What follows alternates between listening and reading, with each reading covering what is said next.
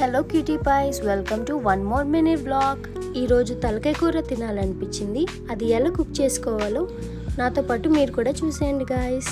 Stove మీద cooker పెట్టుకొని 2 table spoons oil వేసుకొని 3 ఆనియన్స్ వేసుకొని గోల్డెన్ కలర్ వచ్చినంత వరకు ఫ్రై చేసుకొని అల్లం వెల్లుల్లి పేస్ట్ వేసుకొని 2 మినిట్స్ ఫ్రై అయిన తర్వాత తగినంత కారం, ధనియాల పొడి, జీలకర్ర పొడి వేసుకొని వేపుకోవాలి. తర్వాత కట్ చేసి పెట్టుకున్న 2 టమాటోలు, పచ్చిమిర్చి వేసుకొని ఫ్రై చేసుకోవాలి. టొమాటోస్ బాగా కుక్ అయిన తర్వాత ముందుగా కడిగి పెట్టుకున్న మటన్ తలకాయ యాడ్ చేసుకొని కర్రీ మొత్తం బాగా కలుపుకోవాలి.